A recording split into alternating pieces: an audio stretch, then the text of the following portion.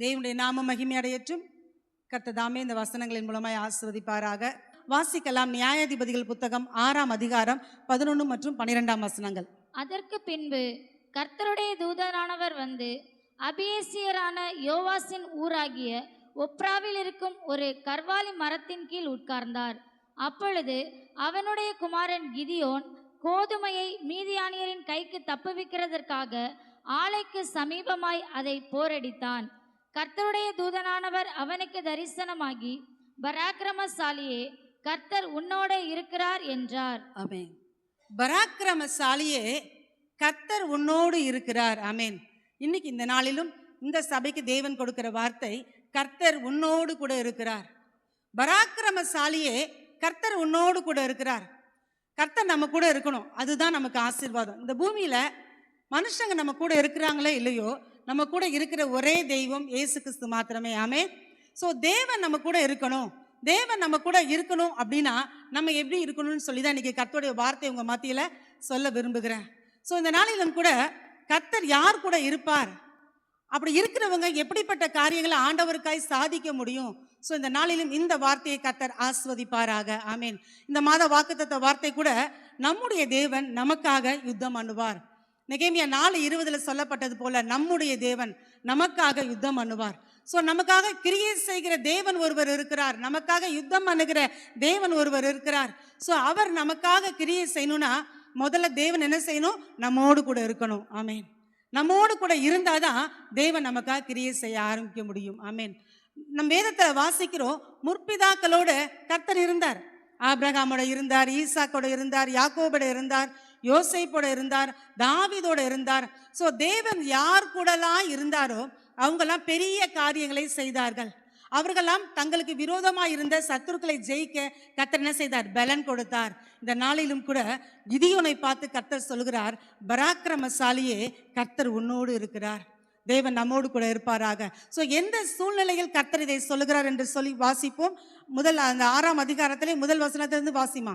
பின்னும் இஸ்ரவேல் புத்திரர் கர்த்தரின் பார்வைக்கு பொல்லாப்பானதை செய்தார்கள். அப்பொழுது கர்த்தர் அவர்களை 7 வருஷம் மீதியானியரின் கையில் ஒப்பு கொடுத்தார்.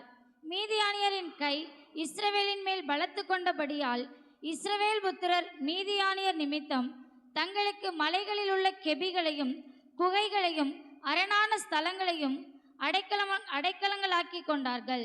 இஸ்ரவேலர் விதை விதைத்திருக்கும் போது மீதியானியரும் அமலேக்கியரும் கிழக்கத்தி புத்திரரும் அவர்களுக்கு விரோதமாய் எழும்பி வந்து அவர்களுக்கு எதிரே பாளையம் இறங்கி காசாவின் எல்லை மட்டும் நிலத்தின் விளைச்சலை கெடுத்து இஸ்ரவேலிலே ஆகாரத்தை ஆகிலும் ஆடு மாடுகள் கழுதைகளை ஆகிலும் வைக்காதே போவார்கள்.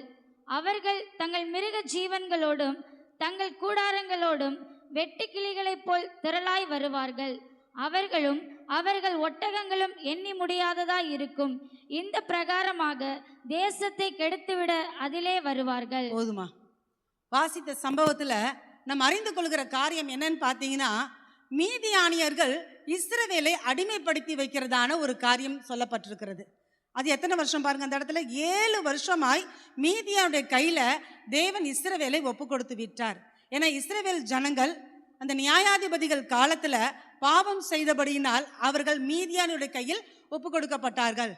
ஸோ அந்த நாட்களில் பார்த்தீங்கன்னா மீதியானுடைய கை இஸ்ரவேல் மேல் பலத்து கொண்டது. அதனால ஜனங்க என்ன பண்ணுவாங்க, மலைகளிலும் குகைகளிலும் அவர்களுக்கு பயந்து வாழ ஆரம்பித்தார்கள். அது மாத்திரமல்ல, மீதியானர்கள், அமலேக்கியர்கள், கிழக்கத்திய புத்திரர்கள், இந்த 3 விதமான ஜாதிகளுமே வெட்டுக்கிளிகளை போல திரளாய் வந்து இந்த இஸ்ரவேல் ஜனங்களை என்ன செய்வார்கள், மூடி போடுவார்கள். அவர்களுடைய விளைச்சல்களை கெடுத்து போடுவார்கள்.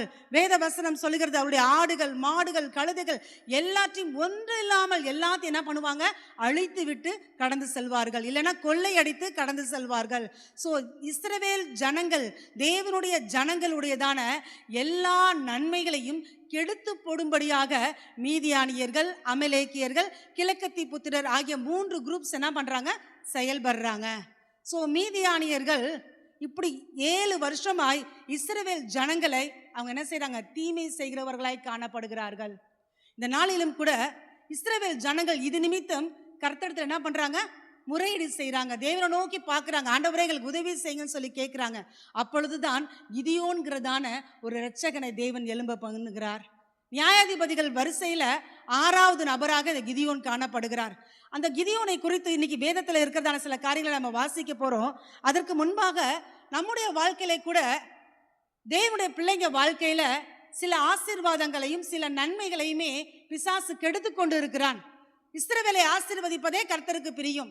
தேவன் எல்லா ஆசீர்வாதத்தினாலும் சகல நன்மையினாலும் சகல ஆசீர்வாதத்தினாலும் தேவ பிள்ளைகளை நிரப்பி வைத்திருக்கிறார்.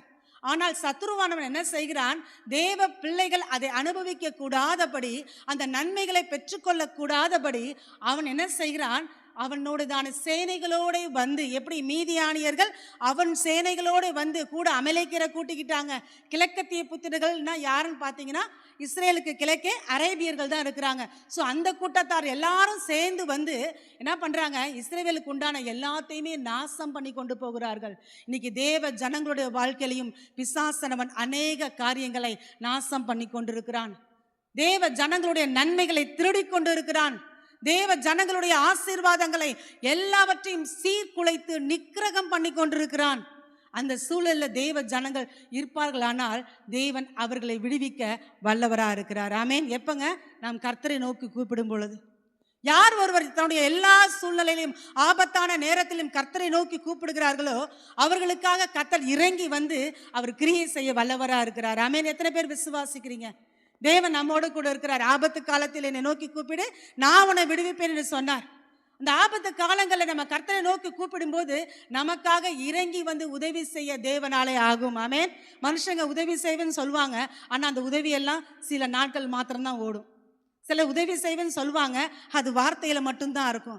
ஆனால் என் தேவன் வார்த்தையில் சொல்லுகிறவர் மாத்திரம் அல்ல, அவர் வாழ்க்கையிலையும் நிறைவேற்ற வல்லவராக இருக்கிறார். ஆமேன். நம்முடைய குறைவுகளை நிறைவாக்குகிற தெய்வம் ஆண்டவராகிய இயேசு கிறிஸ்து. இந்த நாளிலும் கூட இஸ்ரவேல் ஜனங்களுடைய வாழ்க்கையில அப்படிப்பட்ட ஒரு குறைகளோடு காணப்பட்டார்கள். விளைச்சல்கள் எல்லாவற்றையும் அழித்து போடுவார்கள். ஆடு மாடு கழுதை ஒன்று வைக்க மாட்டாங்க, எல்லாத்தையுமே அழித்து போடுகிறார்கள். இப்படி ஒரு வருஷம் இல்லை, 7 வருஷம். யோசித்து பாருங்க. அந்த வயலில் நல்லா கோதுமை எல்லாம் விளைஞ்சிருக்கு, எல்லாம் வளைஞ்சு நல்ல பயிரெல்லாம் முதிர்ந்த சூழ்நிலை இருக்கும்போது திடீர்னு இந்த அமலேக்கியர்கள் மீதியானிகள் வந்து அறுக்கிறதுக்கு முன்னாடி எல்லாத்தையும் அழிச்சிட்டு போயிட்டாங்கன்னா அந்த வருஷத்துல என்ன கிடைக்காது? அவங்களுக்கு வேண்டியதான சாப்பாடு இருக்காது, அவங்களுக்கு வேண்டியதான ஆகாரங்கள் கிடைக்காது. சரி, இந்த ஒரு வருஷம் தான் போயிடுச்சு, அடுத்த விளைச்சலை பார்ப்போம். அதுலேயும் அப்படிதான் நடக்குது. தொடர்ந்து 7 வருஷம் அந்த இஸ்ரவேல் தேசத்தில் நடந்தா தேசம் எப்படிப்பட்டதான ஒரு நெருக்கத்திற்குள்ளாக, தேசம் எப்படிப்பட்டதான ஒரு கலக்கத்திற்குள்ளாக கடந்து சென்றிருக்கும். ஸோ அந்த நாட்களில் தான் கர்த்தர் கிதியோனை ஆண்டவர் எழுப்ப ஆரம்பிக்கிறார். ஆமென். அந்த நாட்களில் ஜனங்கள் முறையிடுகிறார்கள். தேவன் ஒரு தீர்க்கதரிசியை கொண்டு பேசுகிறார். நீங்க என்ன பண்ணிட்டீங்க? கர்த்தருடைய வார்த்தைக்கு சொல்ல கேளாம போயிட்டீங்க. எமோரியர்களுடைய தேவர்களை சேவிக்காதீங்கன்னு சொன்னேன், ஆனால் நீங்கள் எமோரியருடைய தேவர்களுக்கு பயந்தபடியினாலதான் இந்த காரியம் சம்பவித்தது என்று சொல்லி தேவனுடைய தீர்க்கதரிசன வார்த்தைகளும் வரது. நம்ம என்ன பண்ணலாம்? தொடர்ந்து வாசிக்கலாம். அந்த சூழ்நிலையில தான் 11ஆம் வசனம் சொல்லுகிறது, கிதியோன் யாருங்க? அபியேசிரியனான யோவாசின் ஊராகி ஒப்ராவில் இருக்கிறதான ஒரு மகன் தான் யார்? கிதியோன். அவங்க அப்பா பேர் யோவாஸ், அவங்க ஊர் ஒப்ரா. அபியேஸ் அப்படிங்கிறது அவங்களுடைய இருக்கிறதான மனாசை கோத்திரத்தில் இருந்ததான ஒரு நபர், ஒரு ஃபேமஸான நபர். அவருடைய வம்சத்தை சொல்லி அப்படி சொல்றாங்க. அபியேசிரியானாகிய யோவாசின் குமாரனாகிய அந்த கிதியோன் என்று சொல்லப்படுகிறது. அவன் செய்கிறான், கோதுமையை என்ன செய்கிறான்? மீதியானுடைய கைக்கு தப்புவிப்பதற்காக அந்த திராட்சை பழம் நசுக்கப்படுகிற ஆலைக்கு சமீபமாய் அதை போரடித்தான் என்று சொல்லப்படுகிறது. அவன் இப்ப என்ன செஞ்சிட்டு இருக்கிறான்? மீதியானியர்கள் கோதுமையின் பலனை அழித்து கொண்டிருக்கிறார்கள். ஸோ தன்னுடைய வீட்டாருக்கு ஆகாரம் வேணும், தன்னுடைய குடும்பம் போஷிக்கப்படணும், தான் போஷிக்கப்படணும். கிதியோன் என்ன செய்கிறான்? அந்த மீதியானுக்கு தப்புவிப்பதற்காக தன்னுடையதான வயலில் அறுக்கப்பட்டதான அரிக்கட்டுகளாகிய கோதுமையை போரடிக்கிற களத்தில் போரடிக்காம ஆலையில் வச்சு என்ன செய்கிறான்? போரடிக்கிறான். நம்ம எல்லாருக்குமே தெரியும், களம்னு ஒன்று இருக்கும், அப்படிதானே? அறுத்த அரிக்கட்டுகள் என்ன செய்வாங்க? அந்த களத்தில் வச்சு தான் என்ன செய்வாங்க? போரடிப்பாங்க. அது எல்லாருமே பார்க்கக்கூடியதான ஒரு இடமா இருக்கும். ஸோ அந்த களத்தில் வச்சு போரடிச்சா மீதியானர்கள் பார்த்தார்களானால் அது ஒன்றுமில்லாமல் செய்து விடுவார்கள், அது அழிந்து போய்விடும் என்று சொல்லி இவன் என்ன செய்கிறான்? அதற்கு யோசித்து கொண்டு ஒரு ஆலை என்று சொல்லும் பொழுது திராட்சை பழங்களை நசுக்குகிறதான ஒரு இடம். ஆலைன்னு சொன்னோன்னா ஒரு ஃபேக்ட்ரி, இப்போ இருக்கிறது நிறைய ஃபேக்ட்ரிஸ், அந்த மாதிரி நீங்கள் நினச்சிடக்கூடாது. அப்போல்லாம் டெவலப்பிங் இல்லை. ஸோ என்ன செய்வாங்க, ஒரு பெரிய கற்பாறை, அந்த கற்பாறை அந்த பாறையை நல்லா குடஞ்சி அதில் ஒரு தொட்டி மாதிரி என்ன பண்ணியிருப்பாங்க, அதிலேயே தான் செஞ்சு வச்சுருப்பாங்க.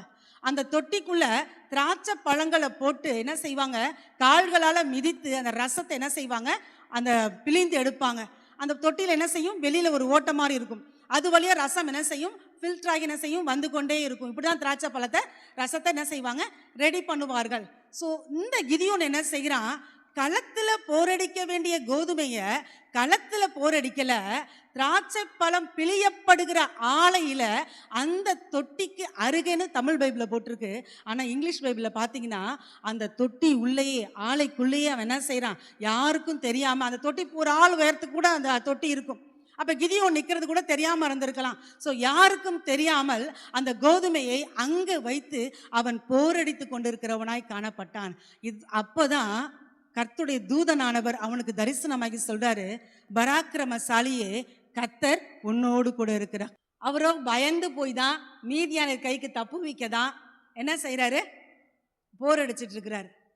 ஆனா ஆண்டவர் சொல்லும்போது சொல்றாரு, பயந்து போன கிதியோனே அப்படின்னு அழைக்கல, பராக்கிரமசாலியே, கர்த்தர் உன்னோடு இருக்கிறார். ஆமென்.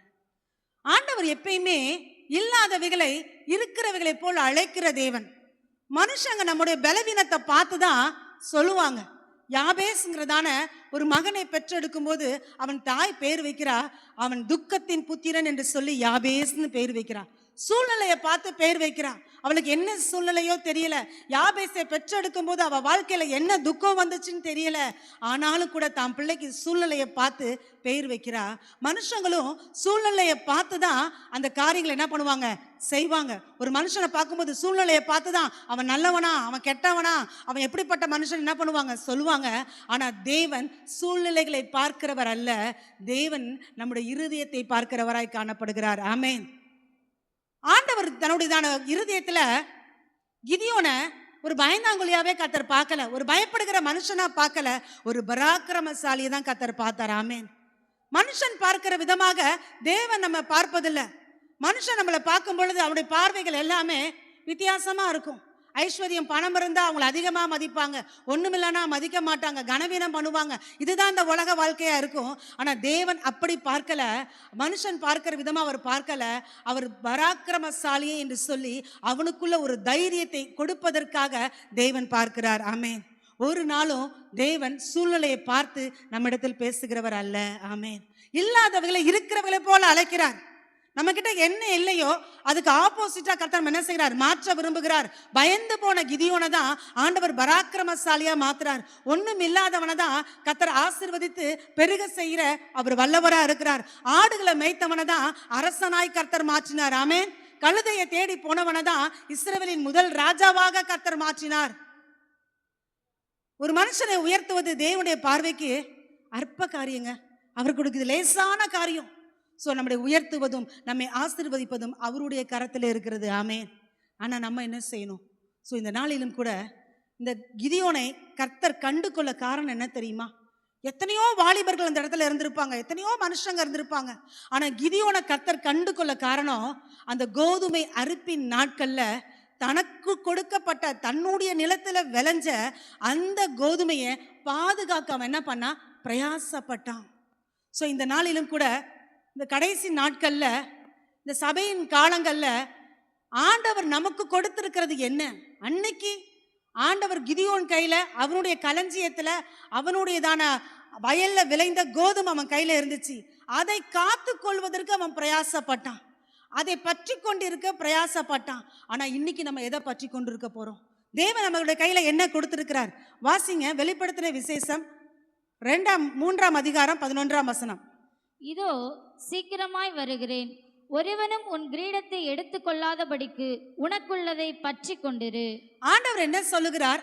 இன்னைக்கு சபையின் காலத்துல வாழ்ந்து கொண்டிருக்கிற புதிய ஏற்பாட்டு விசுவாசிகளுக்கு உனக்கு உள்ளதை பற்றி கொண்டிரு, இதோ சீக்கிரமாய் வருகிறேன், உன் கிரீடத்தை ஒருவனும் எடுத்துக்கொள்ளாதபடிக்கு உனக்கு உள்ளதை என்ன செய்யணும், பற்றி கொண்டிருக்கணும். ஆண்டவர் நமக்கு என்னங்க கொடுத்திருக்கிறாரு? நமக்கு ஆண்டவர் விலையேற பெற்ற ரட்சிப்பை கொடுத்திருக்கிறார். அப்படி அபிஷேகம்ங்கிறதான சால்வை நம்ம மேல போட்டிருக்கிறார். பரிசுத்தத்தை கொடுத்திருக்கிறார், விசுவாசத்தை கொடுத்திருக்கிறார். தேவன் அவருடையதான கிருபைகளை கர்த்தர் தந்திருக்கிறார். இவைகளை என்ன செய்யணுமா? அவர் வருகிற வரைக்கும் பற்றி கொண்டிருக்க கர்த்தர் கிருபை தருவாராக. இன்னொரு வசனம் வாசியமா 2:25. உங்களுக்குள்ளதை நான் வருமளவும் பற்றி கொண்டிருங்கள். ஆமென். உங்களுக்கு உள்ளதை, தேவன் உங்களுக்கு கொடுத்ததை அவர் வருகிற வரைக்கும் நம்ம என்ன செய்யணும்? பற்றி கொண்டிருக்க கர்த்தர் கிருபை தருவாராக. 1 தீமோத்தேயு 6:19 வாசிமா. நித்திய ஜீவனை பற்றி கொள்ளும்படி வருங்காலத்திற்காக தங்களுக்கு நல்ல ஆதாரத்தை பொக்கிஷமாக வைக்கவும் அவர்களுக்கு கட்டளையிடு. நம்ம எதை பற்றி கொண்டிருக்கணும்? நித்திய ஜீவனை பற்றி கொண்டிருக்கணும். அதுக்கு கீழே அடுத்த வசனம் வாசிமா. ஓ தீமோத்தேயுவே, உன்னிடத்தில் ஒப்புவிக்கப்பட்டதை நீ காத்துக்கொண்டு சீர்கேடான வீண் பேச்சுகளுக்கும் ஞானமென்று பொய்யாய் பேர் பெற்றிருக்கிற கொள்கையின் விபரீதங்களுக்கும் விலகு. ஓ தீமோத்தேயுவே, உன்னிடத்தில் ஒப்புவிக்கப்பட்டதை நீ காத்துக்கொண்டு உனக்குள்ளதை பற்றிக்கொள். பவுல் அப்போஸ்தலன் சொல்லுகிறார் தீமோத்தேயுவை பார்த்து, உன்கிட்ட ஒப்புவிக்கப்பட்ட காரியங்களை நினைசை பற்றி கொண்டிரு, அவைகளை காத்துக்கொள். ஜனங்கள்ட்டையும் சொல்லு, நித்திய ஜீவனை பற்றி கொண்டிருக்க வேண்டும். நமக்கு ஆண்டவர் கொடுத்ததான இரட்சிப்பா இருக்கலாம், விசுவாசம், பரிசுத்தம், அபிஷேகம், கிருபைகள், இவைகள் எல்லாவற்றையுமே தேவனுடைய வருகை வரைக்கும் நாம் இழந்து போகாதபடி அவைகளை பற்றி கொள்ள கர்த்தர் கிருபை தருவாராக. ஆமென். சீர்கேடான வீண் பேச்சுகளுக்கு விலகி இருந்தால் தான் நம்ம என்ன பண்ண முடியும்? அதை காத்து கொள்ள முடியும். ஆமென்.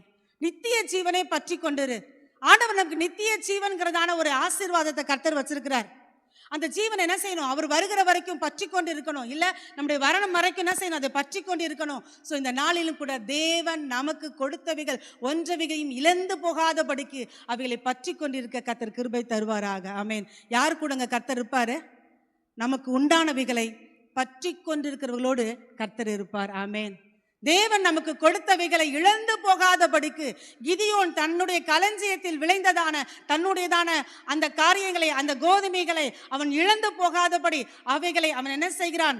ஆலையிலே போய் போரடித்து அதை காப்பாற்றியது போல, அதை பாதுகாத்தது போல நம்முடைய வாழ்க்கையில ஆண்டவர் நமக்கு கொடுத்திருக்கிற நன்மைகளை, நமக்கு கொடுத்திருக்கிறதான ஆவிக்குரிய ஆசீர்வாதங்களை, நித்திய ஜீவனை பற்றி கொண்டிருக்க கர்த்தர் கிருபை தருவாராக. ஆமென். ஏன்னா இதோ சீக்கிரமாய் வரப்போகிறேன். இயேசு என்ன பண்ண போறார்? சீக்கிரமாய் வரப்போகிறார். அதற்கான அடையாளங்கள் தேசங்களிலே நடைபெற்று கொண்டிருக்கிறது. ஸோ நமக்கு உண்டானவைகளை நாம் பற்றி கொள்ள கர்த்தர் கிருபை தருவாராக. அதுல இன்னொரு வசனம் வாசிமா 2 தீமோத்தேயு 1:14. உன்னிடத்தில் ஒப்புவிக்கப்பட்ட அந்த நற்பொருளை நமக்குள்ளே வாசம் பண்ணுகிற பரிசுத்த ஆவியினாலே காத்துக்கொள். உன்னிடத்தில் ஒப்புவிக்கப்பட்ட அந்த நற்பொருளை உனக்குள்ளே இருக்கிற பரிசுத்த ஆவியினாலே காத்துக்கொள். நமக்குள்ளே வாசம் பண்ணுகிற அந்த ஆவியினாலதான், அந்த அபிஷேகத்தினாலதான் இவைகளை காத்துக்கொள்ள முடியும். ஆமே. நமக்குள்ள இருக்கிற ரட்சிப்பு, நமக்குள்ள இருக்கிற அபிஷேகம், நமக்கு கர்த்தர் கொடுத்த கிருபைகளை எப்படிங்க நம்ம பாதுகாக்க முடியும்? நமக்குள்ளே ஆண்டவர் கொடுத்திருக்கிறதான அந்த பரிசுத்த ஆவியினாலதான் அவைகளை காத்துக்கொள்ள முடியும். ஆண்டவர் சொல்லுகிறார், என்ன இல்லாமல் உங்களால் ஒன்றும் செய்யக்கூடாதுன்னு சொல்லி. ஸோ நம்மளுடைய ரட்சிப்புல முடிவு பறிந்த நிலை நிற்கணும். வசனம் அதை தான் சொல்லுது. முடிவு பரியந்தம் நிலை நிற்பவனே ரட்சிக்கப்படுவான். ரட்சிக்கப்பட்டுட்டீங்களா? நான் ரட்சிக்கப்பட்டுட்டேன். இல்லை, ரட்சிப்புங்கிறது ஒரு காலகட்டத்திலே முடிகிறது அல்ல, அது தொடரக்கூடியது. நான் ரட்சிக்கப்பட்டேன், ரட்சிக்கப்பட்டு கொண்டிருக்கிறேன், இனிமேல் ரட்சிக்கப்படுவேன். 3 காலத்துக்கும் உரியது. ஸோ நம்முடைய ரட்சிப்பை பாதுகாத்து கொள்ள கர்த்தர் நமக்கு கிருபை தருவாராக. ஆமென். உங்கள் ரட்சிப்பு நிறைவேற பிரயாசப்படுங்க. டெய்லி ஒர்க் அவுட் பண்ணணுமா? எப்படி பாடியை ஜிம் பாடியை ஆக்கிறதுக்கு என்ன பண்ணுவாங்க? ஒர்க் அவுட் எப்படி பண்ணுறாங்க? எதை சாப்பிடணும், எதை சாப்பிடக்கூடாது, எவ்வளோ நேரம் வாக்கிங் போகணும், எவ்வளோ உடற்பயிற்சி செய்யணும். ஏன்னா அவங்க ஒர்க் அவுட் பண்ணி என்ன செய்கிறாங்க? தன்னுடைய மாம்ச தேகத்தை சரியாய் வைத்துக் கொள்கிறார்கள். அதை காட்டிலும் விலையேற பெற்ற அந்த நித்திய ஜீவனை பெற்றுக்கொள்ளணும்னா நம்முடையதான ரட்சிப்பு நிறைவேற ஒவ்வொரு நாளும் நம்ம ஒர்க் அவுட் பண்ணணும், ஒவ்வொரு நாளும் பிரயாசப்படணும். இந்த ரட்சிப்பை திருடுவதற்கு பிசாசானவன் வருகிறான். நமக்குள்ள கொடுக்கப்பட்ட ஆவியை திருடி கொண்டு போக வருகிறான். நமக்குள்ள இருக்கிற பரிசுத்தத்தை, நமக்குள்ள இருக்கிற விசுவாசத்தை, நமக்கு ஆண்டவர் கொடுத்திருக்கிற நன்மைகளை, கிருபைகளை திருடி கொண்டு போக பிசாசு வருவான். அவன் வெட்கப்பட்டு போகத்தக்கதாக அவைகளை பற்றி கொண்டிருக்க தேவன் நமக்கு கிருபை செய்வாராக. ஆமென். உங்கள் ரட்சிப்பு நிறைவேற பிரயாசப்படுங்கள். அதனாலதான் தீமோத்தேயுக்கு பவுல் சொல்றாரு, சீர்கேடான வீண் பேச்சுகளுக்கு விலகிரு. நம்ம நிறைய ஜெபிச்சு பெற்றுக்கொள்வோம். ஜோமணி என்ன பண்றோம்? ஆண்டவருடைய கிருபைகளை பெற்றுக்கொள்கிறோம், ஆசீர்வாதத்தை பெற்றுக்கொள்கிறோம், நன்மைகளை சுதந்திரிக்கிறோம், எல்லாமே பெற்றுக்கொள்கிறோம். ஜெப அறையில இருக்கும்போது எல்லாம் பெற்றுக்கொள்கிறோம்.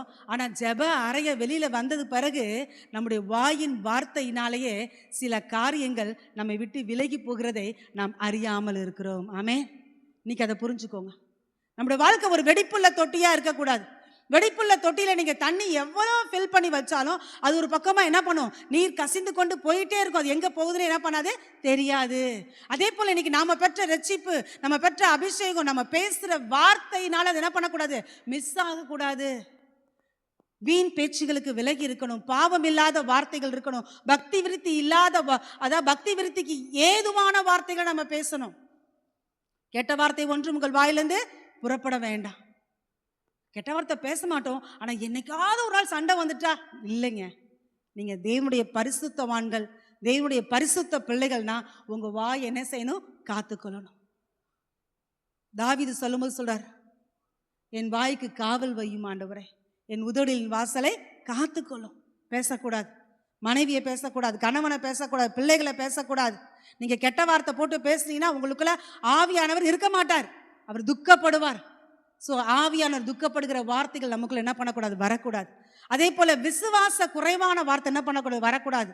அவ்வளவுதான், போச்சு, நடக்காது, இது எங்க நடக்க போகுது, இது எங்க கிடைக்க போகுது, இது எங்க என் வாழ்க்கையில சம்பவிக்க போகுது. இல்லை, இன்னைக்கு அந்த காரியத்துக்கெல்லாம் ஒரு முற்றுப்புள்ளி வச்சிருங்க.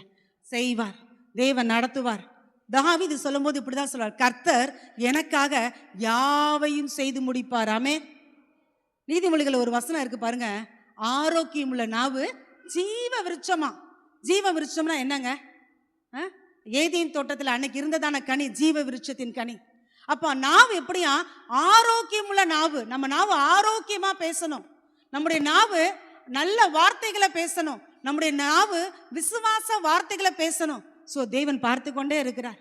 சில காரியங்கள், சில பிரச்சனைகள், சில போராட்டங்கள் நம்முடைய வாழ்க்கையில நடக்கிறதுக்கு காரணமே எது தெரியுமா, நம்முடைய வாயின் வார்த்தை தான். உன் வாயின் வார்த்தையினாலே நீ நீதிமான் என்றும் குற்றவாளி என்றும் தீர்க்கப்படுவாய்ன்னு சொல்லப்பட்டிருக்கு. ஸோ நம்ம வாயின் வார்த்தையினால தான் நிறைய பிரச்சனைகளையே நம்ம சந்திக்கிறோம். இன்னைக்கு நம்முடைய வாயின் வார்த்தைகளை சரி செய்ய கர்த்தர் கிருபை தருவாராக. ஆமென். அப்போ நம்ம ரட்சிப்பு என்ன செய்யணும், நிறைவேற பிரயாசப்படணும். டெய்லி ஒர்க் அவுட் பண்ணணும், பார்த்து பேசணும், பார்த்து நடந்து கொள்ளணும். எல்லாவற்றிலும் என்ன செய்யணும், கவனமாயிருக்க கர்த்தர் கிருபை செய்வாராக. ஆமென். ஏன்னா நம்ம கிட்ட ஆண்டவர் என்ன கொடுத்திருக்கிறாரு, அப்படி விலையேற பெற்றதான இரத்தத்தை விலைக்கிரயமாய் கொடுத்து விலையேற பெற்ற ரட்சிப்பை நம்ம கையில கொடுத்திருக்கிறாரு. இந்த ரட்சிப்பை அவர் வரும் வரைக்கும் நம் காத்துக்கொள்ள கர்த்தர் கிருபை தருவாராக. ஆமென். இந்த நாளிலும் கூட அந்த கிதியோன் தனக்கு கொடுக்கப்பட்ட அந்த அறுப்பு நாட்கள்ல கிடைத்த கோதுமையை பாதுகாத்தான். பாதுகாப்பாய் போரடிப்புக்குள்ளே நடத்தி சென்றான். தன்னுடைய குடும்பத்திற்காய் அவைகளை சவதரித்தான். இன்னைக்கு நம்முடைய வாழ்க்கையிலும் கூட தேவன் நமக்கு கொடுத்த அந்த நற்பொருள்களை, தேவன் நமக்கு கொடுத்த நன்மைகளை, கிருபைகளை, ரட்சிப்பு, அபிஷேகம்ங்கிறதான காரியங்களை பரிசுத்த ஆவியினால் நாம் காத்து கொள்ளும் பொழுது தேவன் நம்மோடு கூட இருப்பார். ஆமென். கர்த்தர் இந்த வார்த்தையின்படியே நம்மை ஆஸ்வதிப்பாராக. ரெண்டாவது, கர்த்தர் யார் கூட இருப்பார் நீங்க பார்த்தீங்கன்னா, வசனம் சொல்லுகிறது, பராக்கிரமசாலியே கர்த்தர் உன்னோடு இருக்கிறார். நான் ஏற்கனவே உங்களுக்கு சொன்னேன், அவர் எப்படி இருந்தாரு, பயந்து போய் இருந்தாரு. ஆனா தேவன் அந்த பயத்தை பார்க்கல, நம்ம கிட்ட இருக்கிற குறைய அவர் பார்க்கல. நம்மள குறைவுகளை நிறைவாக்க இயேசு விரும்புகிறார். மனுஷன் குறைய பார்த்து தான் பேசுவான்.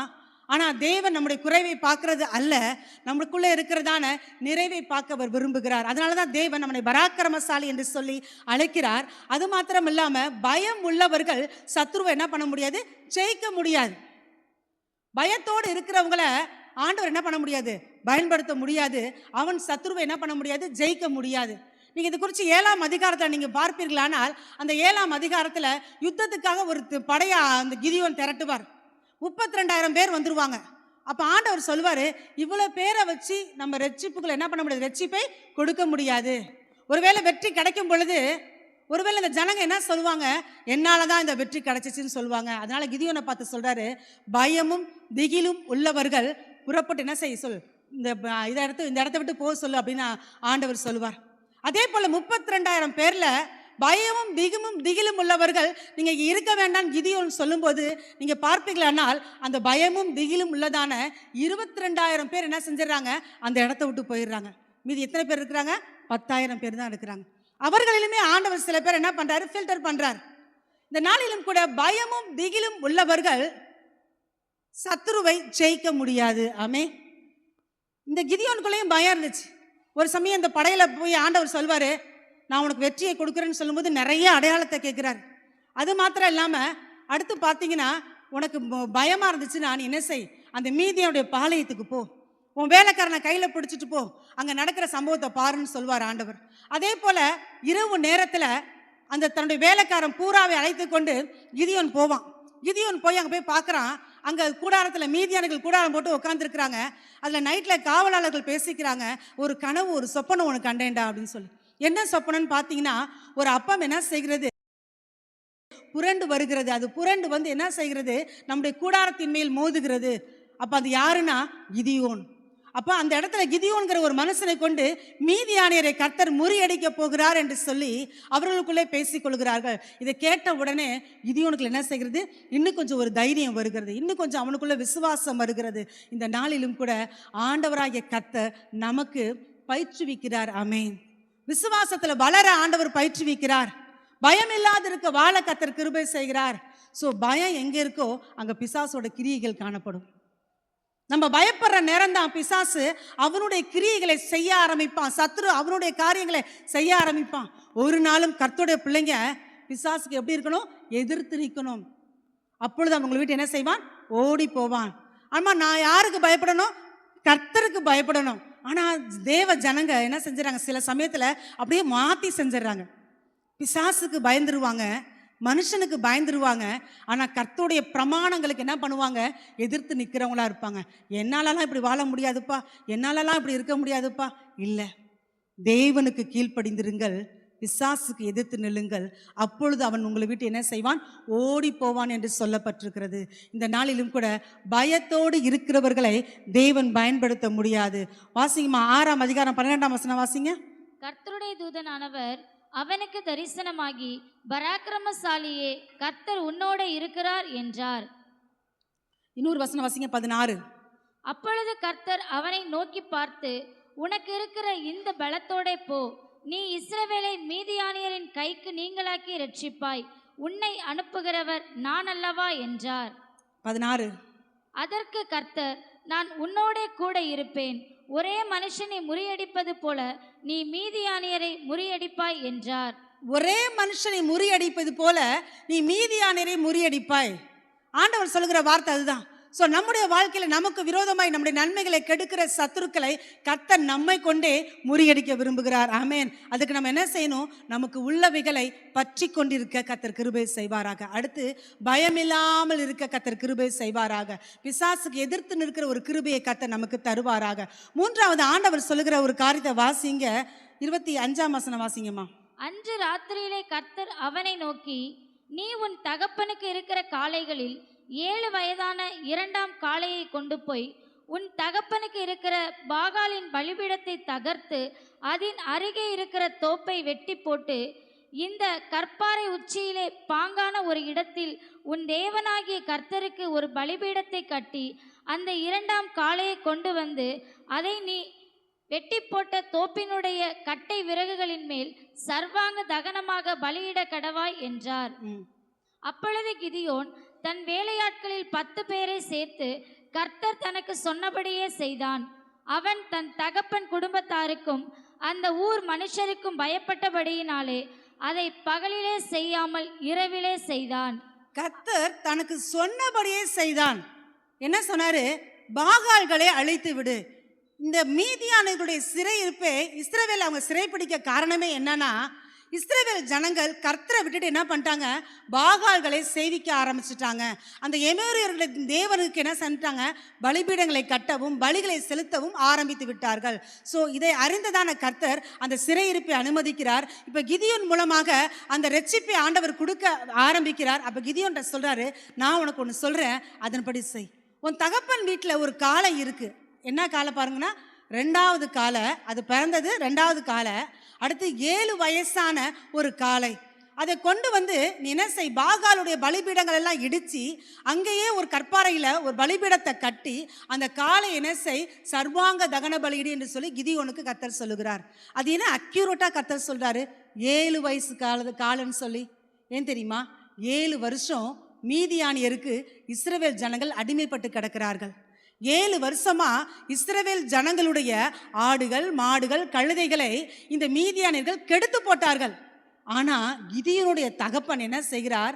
இந்த 7 வயதான காளையை, அதாவது ஒவ்வொரு தடவையும் அந்த மீதியானியர்கள் வரும்போதெல்லாம் தான் வீட்டு காளை என்ன பண்றாரு? பத்திரப்படுத்துறாரு. தான் வீட்டு காளை என்ன செய்யறாரு? தன் வீட்டுக்குள்ளேயே வச்சு காளையை பாதுகாக்கிறாரு, பத்திரப்படுத்துறாரு. ஏன் அப்படின்னா, கர்த்தருக்கு பலியிட இல்ல, பாகாலுக்கு பலியிட. இஸ்ரவேல் ஜனங்கள் எல்லாரும் தங்களை கெடுத்து கொண்டார்கள். கிதியோன் கர்த்தரை அறிந்திருக்கிறான். அவன் சொல்லுகிறான், கர்த்தர் எங்க கூட இருந்தா ஏன் எங்களுக்கு இந்த பிரச்சனை? கர்த்தர் வாக்குத்தத்தம் கொடுத்துதானே எங்களை அழைச்சிட்டு வந்தாரு. மோசையின் மூலமா கர்த்தர் நடத்தினாரு. இந்த தேசத்துல எங்களை சுதந்திரிக்க கொடுத்தாரு. ஆனா எங்களுக்கு ஏன் இந்த பிரச்சனைன்னு சொல்லி கிதியோன் கேட்கறத நம்ம மேல உள்ள வசனங்களை வாசிக்கலாம். அப்பதான் கர்த்தர் அவனை நோக்கி பார்த்த ஆண்டவர் சொல்றாரு, இந்த பலத்தோட இப்போ உன் கூட நான் இருப்பேன்னு ஆண்டவர் சொல்லுகிறார். அப்ப கிதியோன் கர்த்தரை அறிந்தவனாய் காணப்படுகிறான். ஆனா அவனுடைய தகப்பன்கள், அவனுடைய மூதாதையர்கள், அவனுடைய காரியத்தில் இருக்கிறதான ஜனங்களுடைய ஊரார் எல்லாரும் என்ன பண்றாங்க? கர்த்தரை அறிந்துமே கர்த்தரை ஸ்தோத்தரியாதபடி பாகால்களை சேவிக்கிறவர்களாய் இருந்தார்கள். ஸோ பாகாலுக்கா வளர்க்கப்பட்ட ஒரு காலதான். ஆனா தேவன் சொல்றார், இது பலி பாகாலுக்கு அல்ல, அது கர்த்தருக்குரிய பலியாய் மாற வேண்டும். ஆமேன். என் துதியை நான் ஒரு நாளும் விக்கிரங்களுக்கு கொடேன் என்று கர்த்தர் சொல்லியிருக்கிறார். தன்னுடைய மகிமையோ தன்னுடைய துதியையோ ஆண்டவர் ஒரு நாளும் மனுஷனுக்கும் கொடுக்க மாட்டாரு, அந்நிய தெய்வங்களுக்கும் கர்த்தர் கொடுப்பது இல்லை. அதனாலதான் 7 வருஷமாய் மறைத்து வளர்க்கப்பட்ட அந்த காளையை எனக்காக பலியிடு என்று கர்த்தர் சொல்லுகிறார். அதுல என்னது காலை? 2வது காலை. முதல் காலை தான் கர்த்தருக்குரியது. இதில் என்ன அப்படின்னு பார்த்தீங்கன்னா, இந்த எதிரிகள் அடிக்கடி இப்படி அழிக்கிறதுனால முதல் தரமானவைகளையும் வச்சிருப்பாங்க, 2ஆம் தரமானவைகளையும் வச்சிருப்பாங்க. ஒருவேளை முதல் காளையை எதிரிகள் அழிச்சு போட்டுட்டாங்கன்னா, முதல் தரமான அந்த மிருக ஜீவன்கள் அழிச்சு போட்டுட்டாங்கன்னா, 2வது தரமானது என்ன செய்யணும்? பலி செலுத்தணுங்கிறதுக்காக அவங்க என்ன பண்றாங்க? மறைச்சு வைக்கிறாங்க. இந்த இடத்துல ஆண்டவர் சொல்லுகிறார், அது எனக்காக பலியிடு என்று சொல்லி. இந்த நாளிலும் கூட 3வது நாம் கற்றுக்கொள்கிற காரியம், பாகால்களை அகற்றிவிட வேண்டும். ஆமேன். முதல்ல பற்றி கொண்டு இருக்கணும், தேவனை பற்றி கொண்டு இருக்கணும், நித்திய ஜீவனை பற்றி கொண்டு இருக்கணும், நமக்கு கொடுக்கப்பட்டதான ரட்சிப்பு அபிஷேகத்தை பற்றி கொண்டு இருக்கணும், தேவன் வருகிற வரைக்கும். 2வது சொன்ன, பயப்படாமல் பிசாசுக்கு எதிர்த்து நிற்க கர்த்தர் கிருபை செய்வாராக. 3வது, பாகால்களை அழிக்கிற ஒரு கிருபையை கர்த்தர் நமக்கு தருவாராக. ஆமேன். பாகால்களை அழிக்க வேண்டும். நம்முடைய வாழ்க்கையில நம்மை அழிக்க நினைக்கிற, நம்மையும் ஆண்டவரையும் பிரிக்க நினைக்கிற இப்படிப்பட்ட பாகால்களை, அந்நிய தெய்வங்களை நம்மை விட்டு அகற்ற கர்த்தர் கிருபை தருவாராக. ஆமேன். நம்ம எல்லாம் ஆண்டோடைய பிள்ளைங்க. விக்கிரக ஆராதனை பண்ணக்கூடாது, நமக்கு தெரியும். அந்நிய தெய்வங்களை வணங்க மாட்டோம். ஆனா விக்கிரக ஆராதனையாகிய பொருளாசை ஜனங்களுக்கு என்ன செய்யக்கூடாது? வரக்கூடாது. விக்கிரக ஆராதனையாகிய மனுஷர்களை, அதாவது உலக ஜனங்களை தேவனை வைக்க வேண்டிய இடத்துல வைக்கிறது. தேவனை வைக்க வேண்டிய இடத்துல நம்ம எதை வச்சாலும் அது என்னது? Idol worship. அதுதான் விக்கிரக ஆராதனை. விக்கிரகமானது ஒன்றுமில்லை என்று சொல்லப்படுகிறது. ஸோ தேவனுக்கு கொடுக்க வேண்டிய அன்பை, தேவனுக்கு கொடுக்க வேண்டிய நேரத்தை, தேவனுக்கு கொடுக்க வேண்டிய மகிமையை, துதியை நாம் எதுக்கு கொடுத்தாலுமே அது விக்கிரக ஆராதனை. இன்னைக்கு சில வேலையெல்லாம் வாங்க, ஆண்டவர் ஆசீர்வதிச்சு வேலையை கொடுத்தாருன்னா அன்னைக்கு வேலை தான் அவங்களுக்கு ஒரு பெரிய கடவுளாக தெரியும். ஞாயிற்றுக்கிழமை சர்ச்சுக்கு வரலையா? ஐயோ வேலை இருக்குது பிரதர், வேலை இருக்குது பாஸ்டர், ஐயோ இன்னைக்கு நான் போகலைன்னா அந்த வேலை என்ன செய்யும்? மெனக்கட்டு போகும். நான் தான் போய் அதை செய்யணும். என்னை நம்பி தான் அந்த பொறுப்பை கொடுத்துருக்காங்க. கர்த்தர் தானே அந்த வேலையை கொடுத்தாரு. இப்போ வேலை என்ன செஞ்சிருச்சு? விக்கிரகமாக மாறிடுச்சு. அடுத்து ஆண்டவர்கிட்ட கேட்பாங்க, ஆண்டவரே என்னோட வாழ்க்கையில் இந்த நன்மையை தாங்க, இந்த ஆசீர்வாதத்தை தாங்கன்னு சொல்லி கேட்பாங்க, பிள்ளையை தாங்கன்னு சொல்லி கேட்பாங்க. ஆண்டவர் பிள்ளையை கொடுப்பார். பிள்ளையை கொடுத்தாச்சா? இப்போ எங்கே சிஸ்டர் ஆளையே காணுமே, எங்கே பாஸ்டர் பிள்ளை வீட்டில் தான் நல்லா சந்தோஷமாக இருக்குது, சர்ச்சுக்கு வந்துட்டா ஒரே அழுகையாக அழுகுது, சர்ச்சில் இருக்கவே மாட்டேங்குது பாஸ்டர், அதனால் கொஞ்சம் வளர்கிற வரைக்கும் நான் என்ன பண்ணுறேன், வீட்டில் வச்சுட்டு அப்புறமா வரேன். இல்லை, ஆண்டவர் நமக்கு எதை கொடுத்தாலும் அது எங்கே கொண்டு வரணும்? பலிபீடத்தில் கொண்டு வரணும். ஆண்டவர் எதை கொடுத்தாலும் என்ன செய்யணும்? ஆலயத்துக்கு கொண்டு வரணும். ஸோ அந்த பிள்ளைங்கிற ஒரு காரியம் தேவனையும் நம்ம என்ன பண்ணக்கூடாது? பிரிச்சிடக்கூடாது. தேவன் கொடுக்கிற ஆசீர்வாதங்கள், நேபுகாத் நேச்சாருக்கு கர்த்தர் என்ன செய்கிறார்? எனது ஊழியக்காரன் சொல்றாரு. தேவன் அவர் கையில் எல்லாத்தையும் கொடுத்தாரு, மகத்துவங்களை கொடுத்தாரு. ஆனால் அதே நேபுகாத் நேச்சார் பாபிலோன் தேசத்தை அப்படியே அந்த மேலே உப்பரிகளை நின்று பார்க்குறாரு. பார்த்துட்டு நான் கட்டின மகா பெரிய பாபிலோன் சொன்ன உடனே மனுஷன் என்ன பண்ணாராம்? தள்ளப்பட்டு போனார். மிருகத்தை போல வாழ்ந்தாராம். சுய புத்தியை இழந்து போனார். டிப்ரெஷன் அவருக்குள்ள கடந்து வந்துச்சு. பைத்தியமானார். கை கால்களை நகங்கள் பட்சிகை போல வளர்ந்துச்சு. மாட்டை போல என்ன பண்ணார்? புல்லை சாப்பிட ஆரம்பிச்சார். எதுக்கு தெரியுமா? தேவனை மகத்துவங்களை அவருக்கு கொடுக்காம தான் எடுத்துக்கொண்டதுனால. ஏரோது பிரசங்கம் பண்ண ஆரம்பிச்சான். கர்த்தர் என்ன செய்தார்? அவனை அடித்தார். அவன் புழுத்து என்ன பண்ணானா? செத்து போனானா. ஏன்னா தேவனுக்கு மகிமையை அவன் கொடுக்காதனால. இன்னைக்கு நம்முடைய வாழ்க்கையில தேவனுக்கு கொடுக்க வேண்டியவைகளை தேவனுக்கு கொடுக்க கர்த்தர் கிருபை தருவாராக. சோ பாகால்களை அழிக்க வேண்டும். ஆமென். நம்முடைய வாழ்க்கையில ஆண்டவரையும் நம்மையும் பிரிக்கிறதான பாகால்கள் எதுவா இருந்தாலும் இன்னைக்கு அந்த பாகால்களை அழித்து போட கர்த்தர் கிருபை தருவாராக. அப்பதான் கர்த்தர் வெற்றியை தருவார். இழந்து போனவைகளை நம்ம சவதரிக்கணுமா? இன்னைக்கு மீதியானவர்கள் நிறைய அழிச்சு போட்டாங்க. இஸ்ரவேல் புத்திரர்களை நாசம் பண்ணாங்க. இஸ்ரவேல் புத்திரருக்கான எல்லா காரியத்தையும் அழிச்சு போட்டாங்க. ஆனா அந்த இழந்து போனவைகளை திரும்ப பெற்றுக்கொள்ளணும்னா, அந்த சத்துருக்களை ஜெயிக்கணும்னா, நீங்களும் நானும் செய்ய வேண்டிய காரியம், கர்த்தரையும் நம்மையும் பிரிக்கிற பாகால்களை ஆண்டவர் அழிக்க சொல்லும் பொழுது முற்றிலுமாய் அழித்து போட கர்த்தர் கிருபை தருவாராக. ஆமே. எல்லாத்தையுமே கர்த்தர் தனக்கு சொன்னபடியே செய்தான் கிதியோன். நம்முடைய வாழ்க்கையில செய்கிறோமா? தேவன் நமக்கு சொல்ற காரியங்களுக்கு கீழ்ப்படுகிறோமா? ஆண்டவர் சொல்லுகிற ஒவ்வொரு வார்த்தைக்கும் கீழ்ப்படியும் போதுதான் கர்த்தர் நம்மை ஆசீர்வதிப்பார். அடுத்து பார்ப்போமானால், நான் உங்களுக்கு ஏற்கனவே சொன்னது போல 7ஆம் அதிகாரத்துல 32,000 பேர் அவர் கூட வராங்க. பயமும் திகிலும் உள்ளவர்கள் 22,000 பேர் என்ன செய்றாங்க? கடந்து போறாங்க. மீதி 10,000 பேர் தான் இருக்கிறாங்க. இந்த இடத்துல ஆண்டவர் என்ன செய்கிறார்? ஒரு பரீட்சை வைக்கிறார். நீங்க வாசிங்க, 4வது வசனம் வாசிமா. கர்த்தர் கிதியோனை நோக்கி, ஜனங்கள் இன்னும் அதிகம், அவர்களை தண்ணீர் அண்டைக்கு இறங்கி போக பண்ணு, அங்கே அவர்களை பரீட்சித்து காட்டுவேன். உன்னோடே கூட வரலாம் என்று நான் யாரை குறிக்கிறேனோ அவன் உன்னோடே கூட வரக்கடவன். உன்னோடே கூட வரலாகாது என்று நான் யாரை குறிக்கிறேனோ அவன் உன்னோடே கூட வராதிருக்க கடவன் என்றார். அப்படியே அவன் ஜனங்களை தண்ணீரண்டைக்கு இறங்கி போக பண்ணினான். அப்பொழுது கர்த்தர் கிதியோனை நோக்கி, தண்ணீரை ஒரு நாய் நக்கும் பிரகாரமாக அதை தன் நாவினாலே நக்குகிறவன் எவனோ அவனை தனியையும், குடிக்கிறதற்கு முழங்கால் ஊன்றி குனிகிறவன் எவனோ அவனை தனியையும் நிறுத்து என்றார். தங்கள் கையால் அள்ளி தங்கள் வாய்க்கெடுத்து நக்கி கொண்டவர்களின் லக்கம் 300 பேர். மற்ற ஜனங்கள் எல்லாம் தண்ணீர் குடிக்கிறதற்கு முழங்கால் ஊன்றி குனிந்தார்கள். அப்பொழுது கர்த்தர் கிதியோனை நோக்கி, நக்கி குடித்த அந்த 300 பேராலே நான் உங்களை ரட்சித்து மீதியானியரை உன் கையில் ஒப்பு கொடுப்பேன். மற்ற ஜனங்கள் எல்லாரும் தங்கள் தங்கள் இடத்திற்கு போக கடவர்கள் என்றார். போதுமா? 300 பேரை தான் கர்த்தர் தெரிந்தெடுக்கிறார். அதுலயும் அங்க ஒரு பரீட்சை வைக்கிறார்.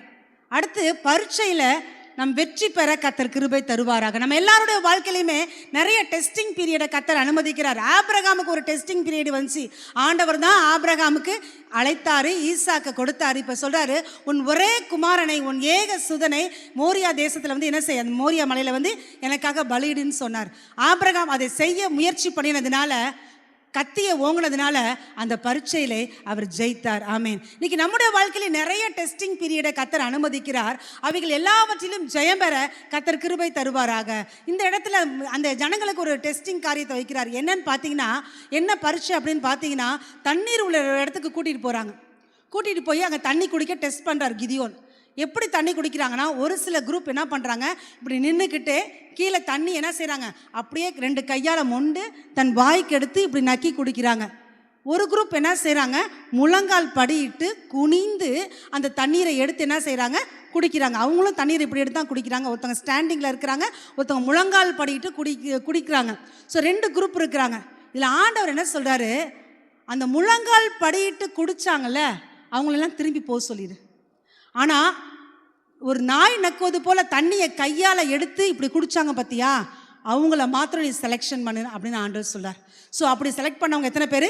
300 பேரை கொண்டு தேவன் பெரிய ரட்சிப்பை கட்டளையிட்டார். ஆமென். இதில் என்ன ஒரு சத்தியம் இருக்குன்னு நீங்கள் பார்த்தீங்கன்னா, அந்த தண்ணீரை முழங்கால் படிட்டு குடித்தவர்கள் ஒரு ஜாக்கிரதை இல்லாதவர்களாய் காணப்படுகிறார்கள். ஏன் அப்படின்னா, 7ஆம் அதிகாரம் 1 வசனத்திலேயே சொல்லப்பட்டிருக்கு, எதிரிகள் என்ன செய்கிறாங்க, அவனுக்கு வடக்கே மோரே மேட்டிற்கு பின்னான பள்ளத்தாக்கிலே என்ன செய்கிறாங்க, பாளையம் இறங்கி இருக்கிறாங்க.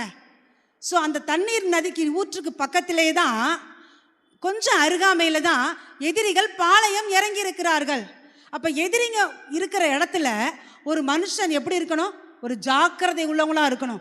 எதிரி எப்போ வேணாலும் வரலாம், எதிரி எப்போ வேணாலும் தாக்கலாம். அப்போ ஜாக்கிரதையாக இருக்கணும். ஸோ நின்றுக்கிட்டே இந்த இடத்துல பட்டயத்தில் அவங்க என்ன பண்ணியிருப்பாங்க, கையெல்லாம் வச்சுருப்பாங்க. ஆனாலும் கூட நின்று கொண்டே தண்ணீரை கையில் அள்ளி இப்படி குடித்தவர்கள் ஜாக்கிரதை உள்ளவர்களாக இருக்கிறாங்க, பரீட்சையில் ஜெயிச்சவங்களாக இருக்கிறாங்க. ஆனால் எதையுமே யோசிக்காமல் அப்படியே சாஷ்டாங்கமாக விழுந்த மாதிரி முழங்கால் படியிட்டு அப்படி தண்ணீரை அள்ளும்போது ஒருவேளை எதிரி பின்னாடி வந்து தாக்கிட்டானா, ஒருவேளை எதிரி வந்து ஒரு அம்பை எய்துட்டானா, அந்த இடத்துல என்ன செஞ்சிரும், அப்படி காரியங்கள் எல்லாமே ஜெயம் இல்லாமல் போயிடும்.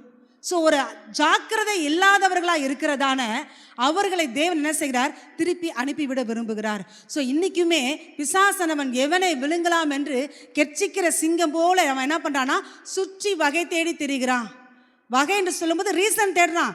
யாரை எப்படி வீழ்த்தலாம், யாரை எப்படி இறக்கலாம், யாரை எப்படி அழிக்கலாம் அப்படின்னு சொல்லி அவன் தன்னுடைய காரியத்தை சாதிப்பதற்காக அவன் ட்ரை பண்ணிட்டு இருக்கிறான். வசனம் சொல்லுகிறது, நம்ம என்ன செய்யணுமா, பிசாசின் தந்திரங்களை நீங்கள் அறிந்திருக்கிறீர்களே. ஸோ நம்முடைய வாழ்க்கையில் அந்த பிசாசை அழிக்கும்படியாக தான் தேவகுமாரன் வெளிப்பட்டார். அவருடைய வித்து நமக்குள்ளே இருக்கிறதுனால நாமும் பிசாசை அழிக்கத்தக்கதாக, சத்துருவை அழிக்கத்தக்கதாக கர்த்தர் கிருபை தருவாராக. அப்போ டெஸ்டிங் பீரியடில் நம்ம என்ன பண்ணோம், ஜெயிக்கிறவங்கள தான் கர்த்தர் என்ன செய்வார், எடுத்து பயன்படுத்த ஆரம்பிப்பார். சோதனையில் ஜெயிக்கிறவங்கள தான் கர்த்தர் என்ன செய்வார், தன்னுடையதான ராஜ்யத்தில் எதிரிகளை வீழ்த்துகிறவனாக கர்த்தர் அவனை மாற்ற விரும்புகிறார். ஆமேன். இந்த நாளிலும் கூட அந்த எதிரிகள் இருக்கிறார்கள், தன்னை சுற்றிலும் இருக்கிறார்கள் என்று சொல்லி அறிந்து ஜாக்கிரதையாய் இருந்தவர்கள் இந்த சோதனையிலே ஜெயிக்க கர்த்தர் கிருபை தந்தார். ஆமேன். இதில் இன்னொரு காரியமும் இருக்குது, ரெண்டாவது ஒரு காரியமும் சொல்லுவாங்க.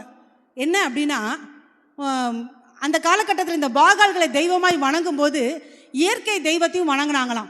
இயற்கை என்று சொல்லும்போது மரம், இது போல் இந்த பூமியை வணங்குறது, நிலவு வணங்குறது, சூரியனை வணங்குறது, தண்ணீரை தெய்வமாய் வணங்குகிற காரியம் அந்த நாட்கள்லையுமே என்ன செஞ்சுச்சான், காணப்படுச்சான். ஸோ தண்ணீர் என்ன செய்யணும், மதித்து கீழே குனிஞ்சி அந்த தண்ணீருக்கு கனத்தை கொடுத்து என்ன செய்யணுமா, அள்ளி குடிக்கிற ஒரு வழக்கம் அந்த நாட்களில் ஜனங்களுக்குள்ள இருந்துச்சான். ஸோ தேவனை வணங்கணுமே தவிர அவர் படைத்ததான நீர்நிலைகளை என்ன செய்யக்கூடாது, வணங்கக்கூடாது. ஸோ அப்படிப்பட்டதான உள்ளத்துக்குள்ளே பாகாலை சேவிப்பது போல இயற்கையை சேவிக்கிற ஜனங்களை கொண்டு கர்த்தர் எதையும் செய்ய முடியாது. ஆமேன். அப்ப கர்த்தரையே சார்ந்திருக்கிறவர்களை தான் கர்த்தர் கரத்தில் எடுத்து பயன்படுத்துவார். ஆமேன், ஸ்தோத்திரம். கடைசியா ஒரு வசனத்தை சொல்லி நான் முடிக்க விரும்புகிறேன்.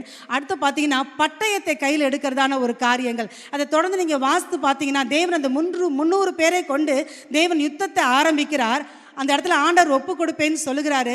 வாசிங்க, 18ஆம் வசனம் வாசிமா. நானும் என்னோட இருக்கும் சகலமான பேரும் எக்காலம் ஊதும்போது நீங்களும் பாளையத்தை சுற்றி எங்கும் எக்காலங்களை ஊதி கர்த்தருடைய பட்டயம் கிதியோனுடைய பட்டயம் என்பீர்களாக என்று சொன்னான். நடு ஜாமத்தின் துவக்கத்தில் ஜாமக்காரரை மாற்றி வைத்த பின்பு கிதியோனும் அவனோடு இருந்த 100 பேரும் அந்த ஜாமத்தின் துவக்கத்திலே பாளையத்தின் முன்னணியில் வந்து எக்காலங்களை ஊதி தங்கள் கையில் இருந்த பானைகளை உடைத்தார்கள். 3 படைகளின் மனுஷரும் எக்காலங்களை ஊதி பானைகளை உடைத்து தீவட்டிகளை தங்கள் இடது கைகளிலும் ஊதும் எக்காலங்களை தங்களது வலது கைகளிலும் பிடித்து கொண்டு கர்த்தருடைய பட்டயம் கிதியோனுடைய பட்டயம் என்று சத்தமிட்டு பாளையத்தை சுற்றிலும் அவரவர் தங்கள் நிலையிலே நின்றார்கள். அப்பொழுது பாளையத்தில் இருந்தவர்கள் எல்லாரும் சிதறி கூக்குரலிட்டு ஓடி போனார்கள். போதுமா, எதிரிகளை கர்த்தர் வீழ்த்தடிக்க கிருபை செய்தார். ஆமென். அடுத்து கிதியோன் என்ன செய்கிறார், பட்டயத்தை எடுத்துக்கொண்டு ஜனங்கள் 300 பேருக்கு ஒரு பட்டயத்தை கொடுக்குறாரு.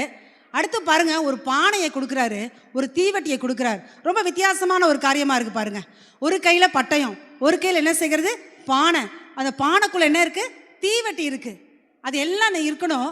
நான் ஆரம்பிக்கிறேனோ அப்படிங்க என்ன செய்யுங்க, உங்கள் பானைகளை என்ன செய்யுங்க, உடைத்து அந்த தீவெட்டியை மேலே பிடிச்சி என்ன செய்யுங்க, கர்த்தருடைய பட்டயம் கிதியோனுடைய பட்டயம் என்று சொல்லி ஆர்ப்பரியுங்கள் என்று சொல்லி கிதியோன் சொல்லியிருக்கிறார். அதே போல் 300 பேர் கையிலையும் அது கொடுக்கப்பட்டது. இந்த நாளிலும் கூட அந்த பானை எதை குறிக்குது, தீவெட்டி எதை குறிக்குதுன்னா, தீவெட்டி நம்முடைய வாழ்க்கையின் ரட்சிப்பை குறிக்கிறது. ஆமேன். பானை எதை குறிக்கிறது? நம்முடைய வாழ்க்கையின் மாம்சத்தை அது குறிக்கிறது. பட்டயம் தேவனுடைய வார்த்தையை குறிக்கிறது. ஸோ அந்த 300 பேரையும் செலக்ட் பண்ணி இந்த 3 காரியத்தையும் கொடுக்குறாங்க. அந்த தீவெட்டி என்ன பண்ணுறாங்க? மறைச்சி வச்சிருக்கிறாங்க.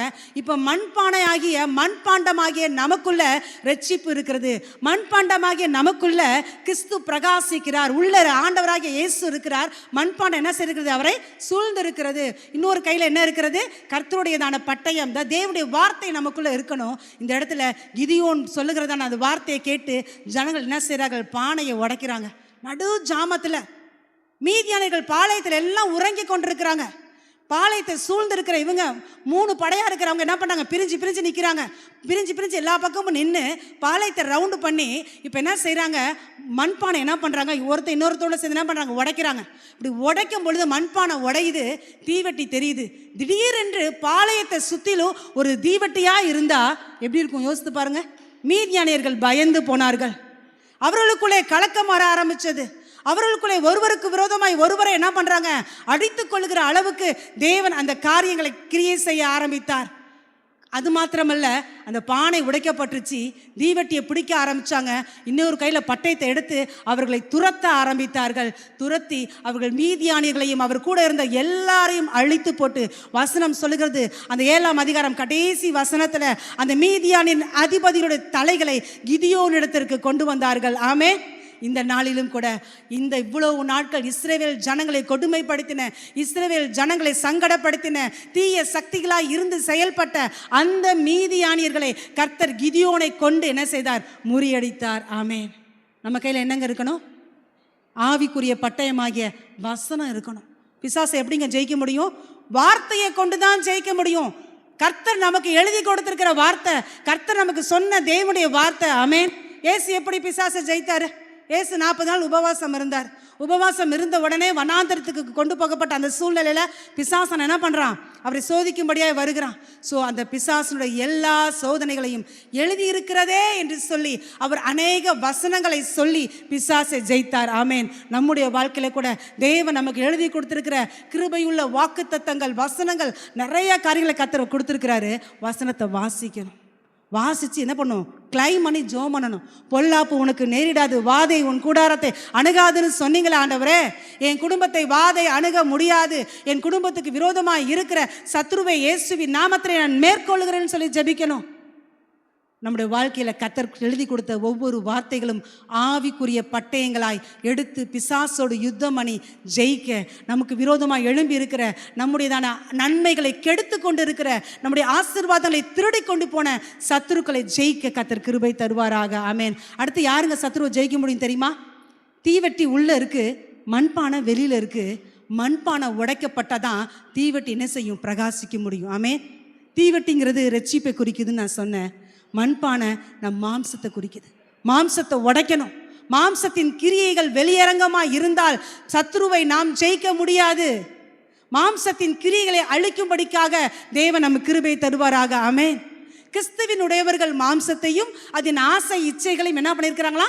சிலுவையிலே அறைந்திருக்கிறார்கள். கலாத்தியரில் சொல்லப்பட்டது போல நம்முடைய வாழ்க்கையில் ஆவிக்குரிய பட்டயம் இருக்கு, ஆனால் மாம்சமும் இருக்குன்னா, மண்பானை இருக்கு, தீவெட்டி இல்லைன்னா யுத்தம் பண்ணவே முடியாது. ஆமேன். தீவெட்டி எது மறைச்சிருக்கு? மண்பானை மறைச்சிருக்கு. தீவெட்டி எரிஞ்சிட்டு இருக்கு, ஆனால் மண்பானை மறைஞ்சிருக்கு. ஆனால் ரொம்ப நேரம் என்ன பண்ண முடியாது? மண்பானை தீவெட்டியை மறைச்சி வைக்க முடியாது. தீவெட்டியை அணைஞ்சு போயிடும். மண் உடைக்கப்படணும், மண்பானை உடைக்கப்படணும், மண்பாண்டம் உடைக்கப்படணும், மாம்சம் உடைக்கப்படணும். யாருடைய வாழ்க்கையில் மாம்சம் உடைக்கப்படுகிறதோ, மாம்சத்தின் கிரியைகளை அழிக்கப்படுகிறதோ, அவர்கள்தான் கிறிஸ்துவை போல ஜெயம் பெற்றவர்களாக இருக்க முடியும். ஆமென். இன்னைக்கு நம்முடைய வாழ்க்கையில் ஆவியின் கனிகள் வெளிப்படணும். மாம்சத்தின் கிரிகள் என்ன செய்யணும்? அழிக்கப்படணும். அதனால தான் ஒரே அதிகாரத்தில் அதையும் ஆண்டவர் சொல்லியிருப்பார், இதையும் சொல்லியிருப்பார். ஆவியின் கனி இருந்தால் தான் பரலோகம் போக முடியும். மாம்சத்தின் கிரியைகள் நமக்குள்ளே இருக்கிறதான அந்த காரியங்கள் 17 காரியங்கள் கலாத்தியில் சொல்லப்பட்டிருக்கும். ஸோ அந்த காரியங்கள் நமக்குள்ளே எது இருந்தாலுமே நம்ம என்ன பண்ண முடியாது? தேவனுடைய ராஜ்யத்தை சுதந்திரிக்க முடியாது. இந்த நாளிலும் கூட கிதியோனை போல ஒரு வெற்றியை நாம் பெற்றுக்கொள்ளணும்னா, சாதாரண ஒரு மனுஷன்தான், ஆனால் அவனதை கொண்டு தான் கர்த்தர் மீதியானரை முறியடிச்சார். இந்த இடத்துல வந்திருக்கிற உங்களோட கொண்டு தான் உங்களுக்கு விரோதமாக எழும்புகிற சத்துருவை, தேசத்துக்கு விரோதமாக எழும்புகிற சத்துருவை, உங்கள் குடும்பத்துக்கு விரோதமாக எழும்புகிறதான சத்துருவோட கிரியைகளை தேவன் உங்களை கொண்டு தான் முறியடிக்க விரும்புகிறார். ஆமேன். நம்ம எப்படிங்க இருக்கணும்? தேவனை பற்றி கொண்டிருக்கிறவளாய் காணப்படணும். பயம் இல்லாமல் இருக்கணும். பாகால்களை அழிக்கணும். பரீட்சைக்கு ஆயத்தம் உள்ளவர்களாக இருக்கணும். 5வது, பட்டயத்தை கையில் எடுக்க கர்த்தர் கிருபை தருவாராக.